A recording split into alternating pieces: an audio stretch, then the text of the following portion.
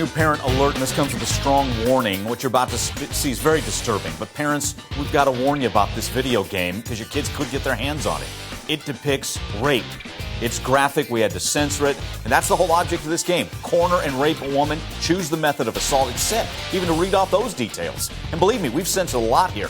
Now, you can't get this in stores anymore anyway, or at least it was online. Kids, they can still download it. So that's why we got to get to the bottom of this. How easy is it for our kids to possibly get their hands on this stuff? Join me to talk about this, Cheryl Olson, co-author of the book, Grand Theft Childhood, the surprising truth about violent video games and what parents can do. Cheryl, thanks for being with us. Let's hit it with that first question. A game like this, how easy is it for a kid to download it and play something that's just so sick and violent? One of my concerns is that kids generally never hear about this stuff unless it gets this kind of publicity, unfortunately. I don't know if you remember a couple of years ago, they had this hot coffee scandal with Grand Theft Auto where there was a crude animated sex scene that was uncovered by some hackers.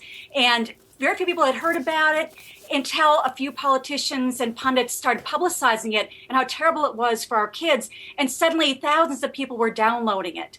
So it's the kind of thing that most kids are never going to run across, and you have to have some skill to download it. It's very crudely drawn. There's no genitalia shown.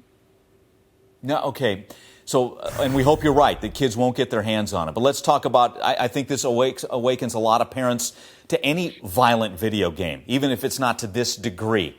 What does this do to our kids when they're playing the war games and it's just graphic and it's violence over and over again? I think all parents nowadays are worried about it because we've had concerns about media violence and content ever since the paperback novel and the gangster film. But one thing that's different now is that if you're concerned about a DVD, you can fast forward through it. If you're concerned about a game and you don't know how to play, how to use the controls, you don't know what's in there. Mm-hmm. And so now I did research on middle school age kids on the use of video games, and especially looking at violent content and the influence. We found, first of all, that it's normal nowadays for especially boys to be playing these games once in a while, and pretty much everything that we worry about, violence and crime, is down rather than up. Now, this doesn't mean an individual child could not be badly affected, but the typical child, it's something that they do once in a while with their friends. The content is not. It's moderation, right, Cheryl? It's got to be moderation. You got to, yes, set the clock and stick to it, right? As a parent, right? What I tell parents is, look, we don't want in this country censorship where someone's trying to figure out, well, what's violent, what's not, what can my kids see, and going down that slope. That's not the American way. But what we do need is to inform people.